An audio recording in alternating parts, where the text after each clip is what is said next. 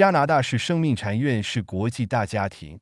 Canada is like the Lifechanyuan international family. Siefeng. August 30th, 2020. Translated by Chin Yu and edited by Kayer. What kind of country is Canada? From his foot, we can measure Achilles. I would like to share my recent experience in Canada for your consideration.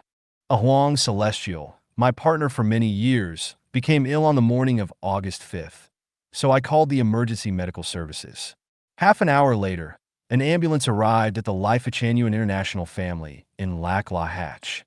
Two first aid specialists carried her on a stretcher into an ambulance and quickly drove her to our local hospital at 100 Mile House, more than 30 kilometers away, where emergency treatment was begun.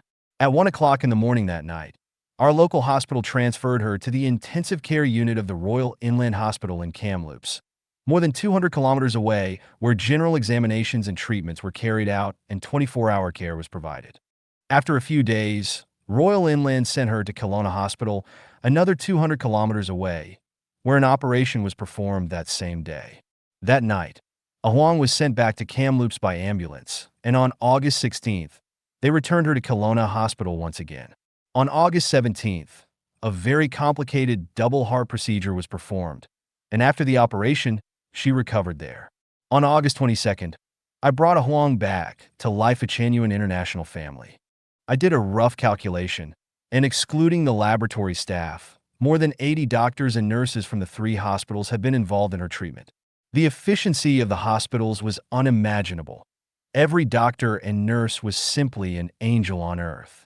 That kind of concern, love, sense of responsibility, and care touched me to no end. Whenever the hospital heads, doctors, and nurses asked me if everything was okay or if I had any other needs, I always answered that she and I were fully satisfied, that there was not the slightest thing to find fault with, and that everyone was doing everything perfectly. For example, the doctor who performed her procedure described to me in detail what they would do before and after the operation. And after it had been completed, he called and told me that the operation was successful and everything went well so that I could relax. The hospital chefs prepared each meal specially according to the patient's condition, and each one came with a printed note that listed the specific food, the patient's name, the time, and some nutritional information. The attitudes of the doctors, nurses, and chefs were kind from beginning to end. Their tones of voices were gentle and warm, and every detail was arranged accurately. What is more moving was that when Huang was sent from Kamloops to Kelowna Hospital, a doctor from the 100 Mile House Hospital drove for more than 3 hours to the hospital in Kamloops to accompany Huang to the Kelowna Hospital and gave me his phone number to contact him at any time.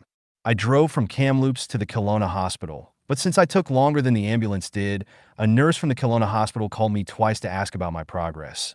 And when I eventually arrived, she stood waiting for me at the entrance of the hospital and led me to the operating room immediately.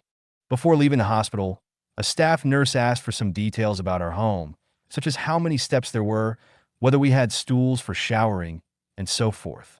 When I told her that we had none, she immediately contacted the Red Cross in my area to provide suitable equipment. When I returned home, I went straight there, and since they had been told everything well in advance, they could quickly go through the procedure for using the equipment safely with me. According to a knowledgeable person, our medical expenses would have come to nearly 2/3 of $1 million, which is the equivalent of more than 3 million RMB yuan, but that the Canadian government bore all of our costs. We never paid a penny, not even for the ambulance rides before and after the operation. Huang stayed in a single, private room filled with life-saving equipment from start to finish. This time I found that the bed was almost a cartoon transformer which could be adjusted to be high or low and could be used as a bed or a recliner. On the device were a dozen buttons for a myriad of functions. One of them displayed the patient's weight while another translated between any of several languages. The nurse spoke to me in English, but the equipment in the bed translated it immediately into Mandarin.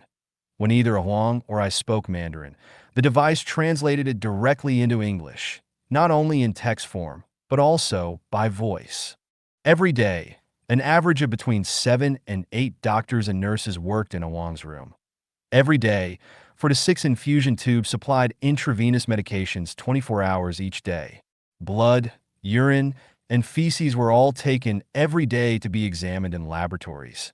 Videos of her heart were taken in which its workings could be seen clearly along with all of the internal organs, the bones, and especially the sternum area.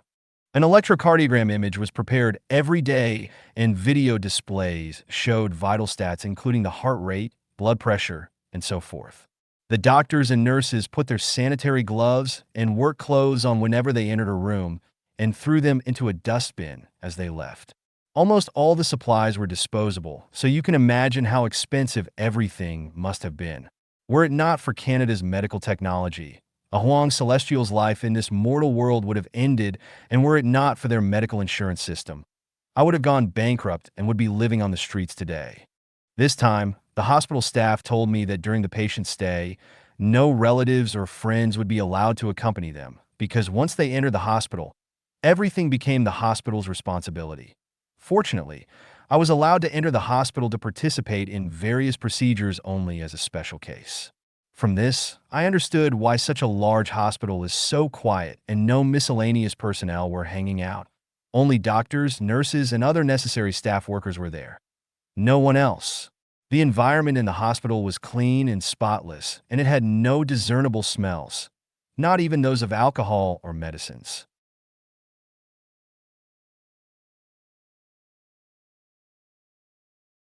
What was even more surprising to learn was that in Canadian hospitals, whether a patient is wealthy or a minimum wage worker, a government official or a poor farmer, all are treated the same.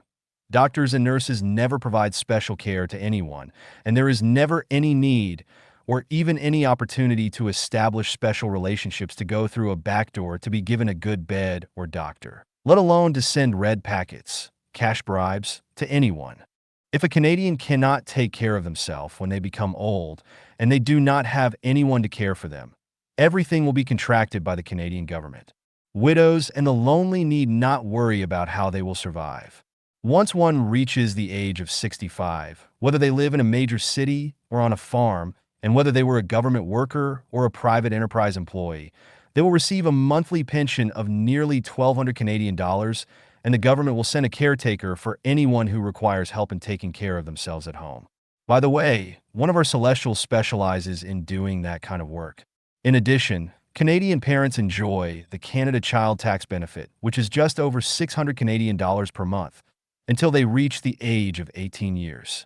The child of one of our Canadian Chanyuan Celestials is 13 years old this year, and they receive that amount each month. This is Canada. To anyone who thinks that Canada is a wicked capitalist country, you are wrong. In my opinion, Canada is a very communistic society and is in some ways similar to the Lifechanyuan style international family. During the 3 years that I have been running a small hotel here, I have felt absolutely zero racial discrimination from anyone, and no government agency, including any police department, has come to check on me. In perfect honesty, apart from seeing uniformed police patrolling the highways, I have never seen any law enforcement agency. Also, I have been driving on the highways for most of my more than 3 years here and have never been charged any tolls to use any of them.